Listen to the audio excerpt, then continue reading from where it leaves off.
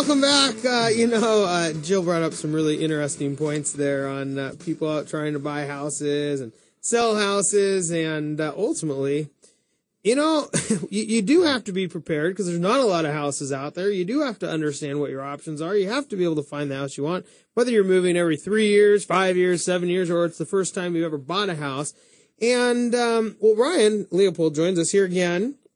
Ryan, welcome back. Good to be back again, Ben. It's been a while, about 40 minutes. But when you start talking about this, the amount of people who are trying to buy houses and this multiple offer situation, the lending side comes back into it again. Mm-hmm. Yeah, and I think, like we talked about this subject 2 weeks ago, that when you're dealing with a competitive market environment like this, and Jill mentioned it a couple of times, is that, sellers want to have strong offers and strong buyers coming to buy a house. So if they have 3 or 4 buyers they're looking at, and you see out-of-town lenders or an incomplete pre-approval letter or no pre-approval letter at all, I think the likelihood of that seller taking that offer with somebody who's very organized and very structured with local and reputable professionals has such a huge impact on buyers getting the properties they want today. I think more than ever. It's more than I even remember seeing back in like 2005 and 2006. I think now even more so because it's 2005, 2006, anybody could get a loan. If it did, anybody could get a loan anywhere. But I think easy. That too, but I think is also really, it's two things. I think it was really competitive in the market. Still, there was multiple offers back then. But you're right. I don't think the sellers probably were very concerned that loan wouldn't close because they could get a loan pretty much anywhere. So I think, that probably changed a little bit. But I think now that lending is more difficult, and it's the busiest time we've ever seen in the lending world, that you have to be organized and structured that much more and working with local people who can get it done. Yeah, and that's, we brought that up to a point a little bit earlier about, these people who they'll try to go online, they find a lender and God knows where, and now it's not working, and then they come back to a local reputable lender and it's, can you save my deal in a week? Mm-hmm. You can't do a deal in a week right now. I mean, there's an element of you have to find somebody you want to cultivate some sort of relationship with. Well, yeah. I think the industry as a whole needs to realize why the industry is so busy, especially over the last 2 months. So you got interest rates are pretty much the lowest level they've ever been. We've made that clear over the last several months, multiple times. I do it every day, my friend, every day. Rates are the lowest range they've ever been.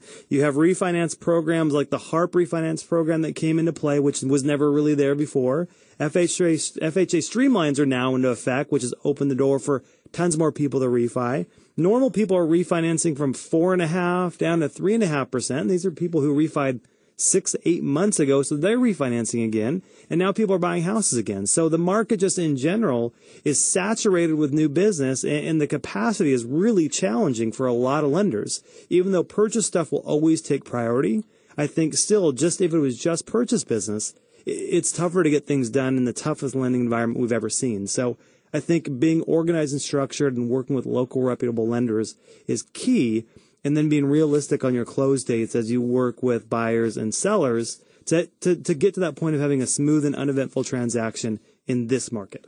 What can a lender do when you get a pre-approval letter and they give, the agent presents it to the other broker, the broker presents it to the other broker, and you find the house? What else can a lender do? I mean, lenders can go above and beyond just your typical, here's your letter, good luck.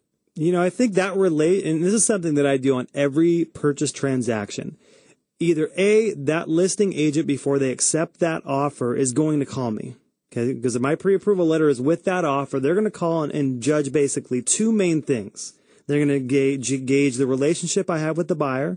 Is it really a strong pre-approval? Have I met with them? And do I have all the ducks in a row? And I think number 2, that listing agent probably wants to gauge the professionalism and the experience level of the lender who provided that pre-approval letter. So just creating that confidence in the minds of a listing agent as they're reviewing maybe 10 offers.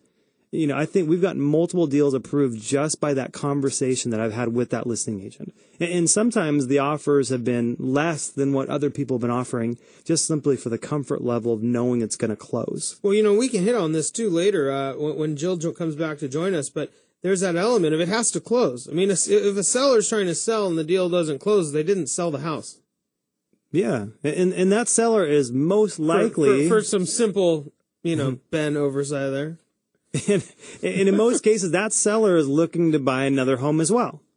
And so I don't think people really realize these things, especially buyers coming in the market. I don't think they always grasp how important some of the decisions they make and how it can affect so many other people involved in a transaction. So you have a buyer going to buy a home that's working with a lender. That deal has to close, and it has to close on time and ideally smoothly and uneventfully as possible, because that seller is looking to buy, in some cases, another home that's contingent on this one selling. And that could go down, 2 or 3 or 4 generations in some cases, that they're requiring that each person close on that transaction to facilitate the next. All it takes is one buyer and one bad lender screwing up the lives in the transaction for multiple different people involved in a party. And I don't think, especially first-time home buyers, realize sometimes how many people are involved in a transaction. When you got a listing agent, a buyer's agent, title, escrow, appraisers, underwriters, processors, doc drawing people, funders. I mean, the list goes on and on. Inspectors, the whole nine. I mean, every step of the way. So I think if you want to get a home in this market, which is a great time to buy and you're serious about it, then pick great professionals to help you. And a lending side is a huge part of that. Yeah, it's funny that, and I just read an article about this too, about it seems that, a lot of the bad professionals have been weeded out, they're gone.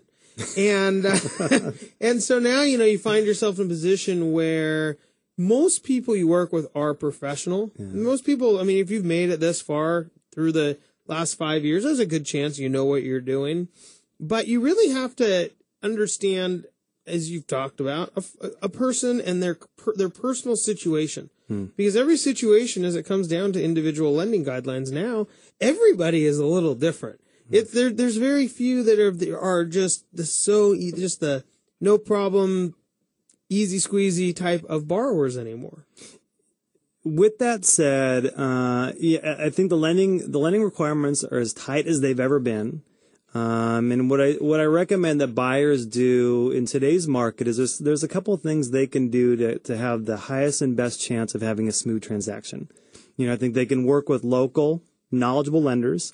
I think number 2, which is often overlooked, is actually meet with a lender face to face and have a relationship with them. Meet them face to face. Don't just kind of play do my application, send my stuff in. Lenders will send them a good faith estimate, and they kind of don't really know why they're approved or a certain number. They just know that they're approved and they reviewed some numbers.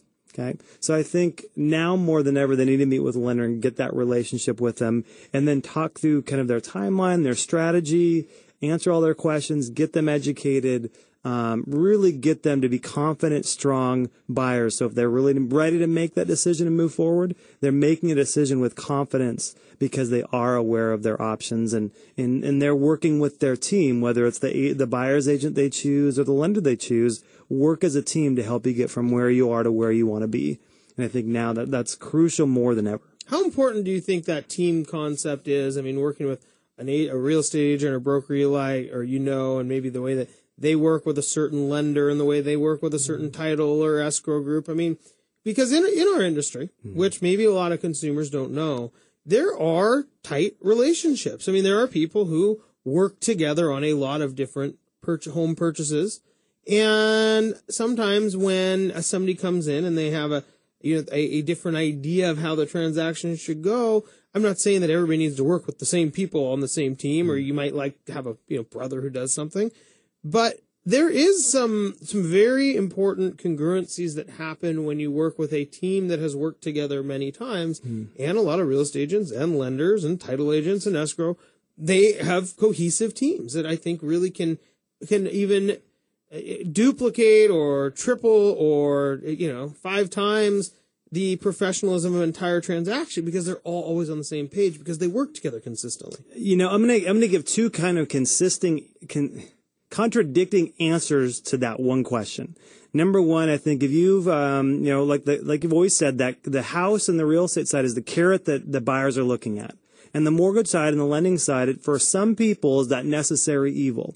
So I think that if you've now picked a real estate agent who you have a great relationship with and you guys work well together, then really trust the judgment of that real estate agent as they refer a lender, because in most cases they'll have experience with that lender and they'll know that they're going to have the highest and best chance of a great transaction. But on the other hand, I almost encourage buyers, especially on the lending side, is to interview multiple different lenders, just because you're going to see who the best people in the industry really are. If you meet with 3 lenders, there's going to be one person who's going to stand at the top that's a true professional and a true advocate to help you achieve your objectives. Make sure it's not just about rate and fees at the end of the day, because I promise you, in most cases, the lender that's offering you the best rates and fees is probably not the best and most experienced professional to help you get to where you want to be. Well, then you might not close, in which case you might not get the house. Which is kind of pointless anyways. Kind of pointless. It's like going sales shopping without your wallet. Well, you're in a competitive market like this and you fall in love with a house you absolutely love and you get through 15 different multiple offers and you actually get a seller who's willing to sell you the home that you love and your family's excited to move in there, and you go and shop around and you try to go online, because even if you get pre-approval letter and now they go and try to shop it online and they actually change lenders at the last minute, A, it's out of contract, but number 2, they could make it all at risk of it not closing on time. And again, like I said at the beginning, it affects everyone involved in the transaction. And rates are the lowest they've ever been. And I'm going to say it again.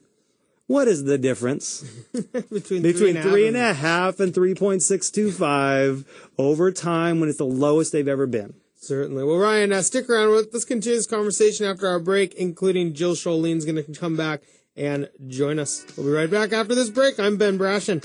You're listening to Brashenomics on 1150 AM, KKNW, Seattle's alternative